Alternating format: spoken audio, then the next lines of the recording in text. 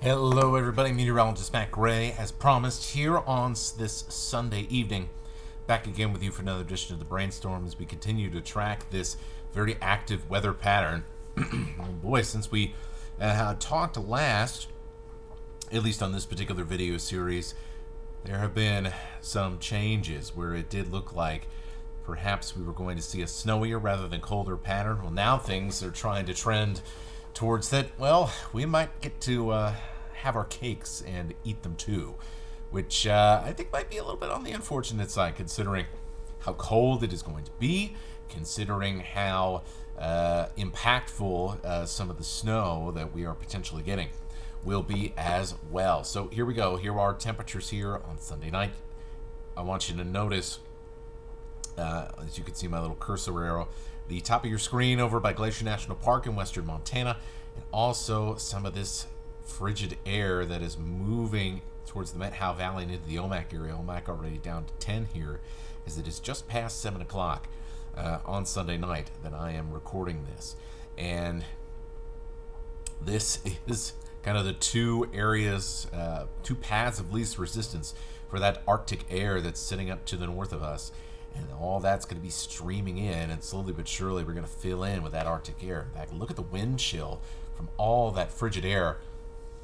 It's moving across the Continental Divide into Kalispell, Montana, and is moving south out of BC into Omak. You can see that what we call advection, that movement of cold air, is really causing some wind chill issues in both Omak and then over in northwest Montana, there in the beautiful Flathead Valley. Meanwhile, it doesn't exactly feel warm in Spokane and Coeur d'Alene. This, however, is just the start. So at this point, we're thinking that the chilly air, that the frigid Arctic air is basically going to divide our region in half. So if you're north or along I-90, you got a really good shot at sub-zero temperatures here in the coming days. If you're to the south, it's still going to be pretty darn cold, but we're probably going to not see so much as far as the sub-zero conditions go. Of course, what does that leave? Where does that leave, rather, the Spokane and Coeur d'Alene Metro? Well, here are the new percentages, and it's just under a coin toss for Tuesday and Wednesday, leaning towards us staying above zero.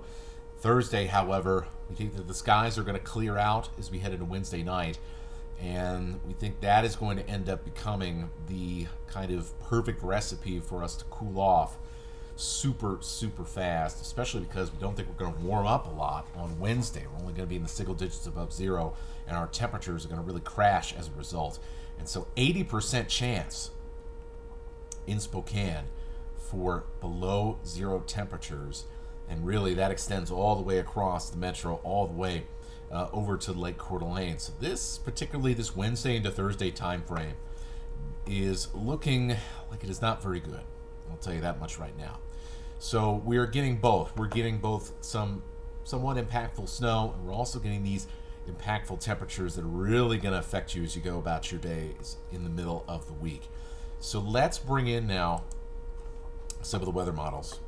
Now, when we were kind of in that Thursday and Friday time frame, all of these were about 5 degrees higher, these temperature spreads. But things have narrowed down quite a bit, expecting right around 5 to 6 degrees, kind of taking the middle ground here for the morning. And then low single digits, or maybe right around 0 degrees as we head into Wednesday morning. And then look at this. Look how dramatic the temperature spread drops for Thursday, and that is those clearing skies, and just the fact that Arctic air is just going to be sitting there, especially after we get a storm coming in for Tuesday. Once that storm gets out of here, the cold air is going to get reinforced, and that's going to give us a real chance to drop down to some of the coldest temperatures, at least around the metro, that we have seen in a couple of years in many locations. So that is not going to be a fun day at all. I would probably try to plan around maybe not doing so much on this Thursday. Now the good news here is we warm up a lot after that. We're going to be having lows in the 20s by Christmas Day. So this is not going to be for very long, but it is going to be quite impactful. Something to note in our forecast as we go forward, some of our computer models finally starting to agree with each other, especially, there's always the clash, the American model, the European model. and all their ensembles together. What are they saying? So here's the American ensemble for Thursday morning. And the American ensemble's always been trending on the cold side of this. It tends to be a little bit more dramatic from each time it gets run. So kind of in that this shows up about 4 times a day, and this is just the average of about 30 different runs of this model. So it is definitely trending cold. I mean, these temperatures, I'd be very surprised if we got down to this cold. This seems like it's a little bit much, but this represents kind of the bottom end of what some of these weather computers are trying to put out here for Thursday morning. At a certain point, cold is cold. What's the real difference between, minus 10 and minus 17, and you still don't want to be outside in it. The European ensemble, much more reserved, I guess you could put, but still, it is pretty darn cold. And look, even places that are going to be much warmer for most of the week, like Lewiston, like Pullman, everybody's got a pretty good shot here at getting into that sub-zero range. But even then, this has trended a little bit cooler than what I've been comfortable with going for the forecast. Right now, I got Spokane at about minus 6. And if that trend continues to go down, that holds for another couple of days, we'll follow that trend in our forecast. But man, it's so difficult when you talk about these extreme times of temperatures, especially when you still have this kind of wider temperature spread. It's so hard to go down to the bottom of that, right? You don't want to create an expectation that doesn't live up to it. And look, that's a serious number. But really anything in here, minus 2 to minus 11, this kind of most likely spread here for Thursday morning, those are serious numbers. So regardless, that's why we're putting this on the Brainstorm. This is all a little academic, because at a certain point, cold is cold. I want to thank pivotalweather.com once again for allowing us to use their website and their computer models. They got a great little website. So if you're interested in weather models, give them a check. Pivotalweather.com. We also use tropicaltidbits.com. Those are fun as well. All right, so cold, right? Here we go. Here's the official numbers here. As it stands as of Sunday night, 6 below with 6 above for a high. We got a weather alert day for that. That is a day you want to plan around and avoid being outside and really limit your time outside in general. Wednesday, honestly, not going to be that much better. We're also keeping an eye on snow showers for Friday as part of this warm-up. That could certainly cause a lot of problems for holiday travel. Remember Christmas Eve, Christmas Day coming up on Saturday and Sunday. So this is something that we've only kind of just scratched the surface of, is getting some deeper analysis because it's so far out still. But this is something to keep an eye on. Maybe trying to plan extra time, if you're doing some holiday travel. In particular, well, actually, we'll take a look at this in a little bit, because if you're headed over to the west side, whether that's around Portland or Bellingham or Seattle or anything in general over on the west side, there's something about this that we need to discuss. We also have coming up here on Tuesday, we have another storm system. Starting to see a little bit of model agreement here this evening, which is interesting for sure, because this also could be quite impactful. We might have to drop an alert day as well if this trend continues into tomorrow. So let's talk a little snow, right? So here is our American model, or GFS. So this is Wednesday at what's called 0Z. So we use the Zulu time. If you've ever been in the U.S. military, you should be familiar with this. And 0Z right now at Pacific Standard Time is about 4 o'clock. So this is right around the evening commute on Tuesday. Even though it says Wednesday here, it's actually Tuesday. Remember, this is the time. This is midnight over in jolly old England. So for us, that is about 4 in the afternoon. And here we go. This storm system takes a bit of a northerly track through northwest Washington.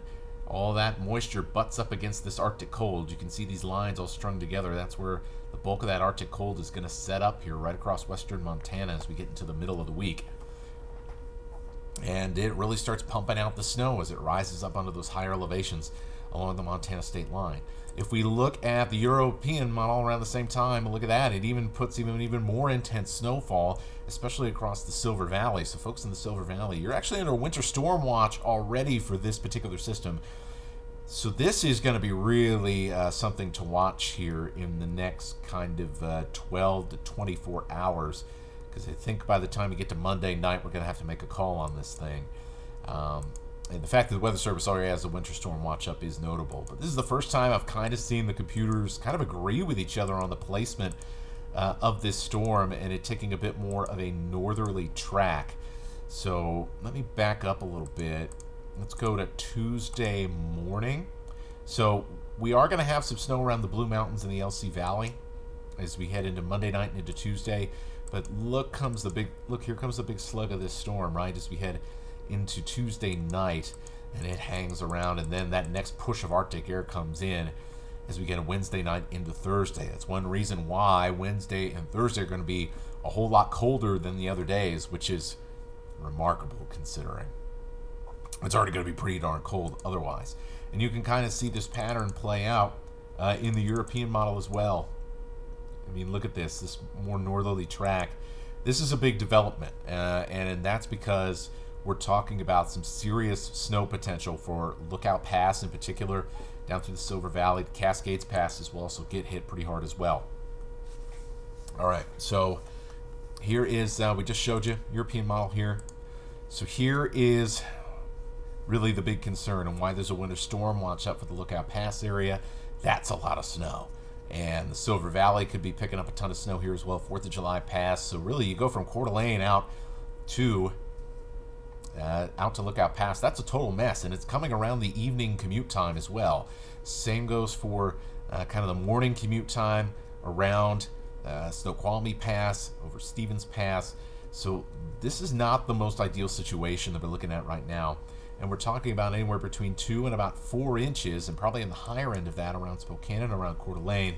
If we look at our American model here, it shows even a little bit more intense snow for Lookout Pass, the Silver Valley, and even kind of creeping over into the Rathdrum Prairie as well, where we could see creeping up on maybe into that 4 to 6 inch range as opposed to 2 to 4 inch range around Spokane. So this is something that I think that we've got to keep a really close eye on, and yeah, this is going to be something that you probably need to start planning around as well. So 2 big things that we're watching. All right, so let's reset, and I do want to show you a little bit this storm coming in for Friday, because if you have kind of pre-Christmas Eve travel plans, you know, you're going to get off of work, maybe your boss is letting you leave work early on Friday, and so you're going to be taking a trip over to Grandma's house, right? So let's talk about this. Looking at the European model here. But they're all pretty much saying the same general thing, so don't look at too many specifics this far out. We just want to take generalizations. So this is late Thursday night. We start to see snow push across from this system across the region. Widespread light snow into Friday morning. This in particular, and I'm going to fast forward this on the GFS model here as well, the American model, because I want you to see this. This is really important. So there we go. All right, so these are both at around the same time. Yeah, these are both at the same time. So this is kind of middle of the day on Friday. Notice these areas of pink around Seattle and around Portland. This is a pretty classic example of an ice storm. And so not only are we going to have snow and slippery roads in the Cascades over to Montana, around our local area, down in the Tri-Cities, but also in Portland, Seattle, and all the way up and down the I-5 corridor, down to the Willamette Valley, and right up in towards, as you get towards the Bellingham area, where we'll perhaps see a transition between ice and snow.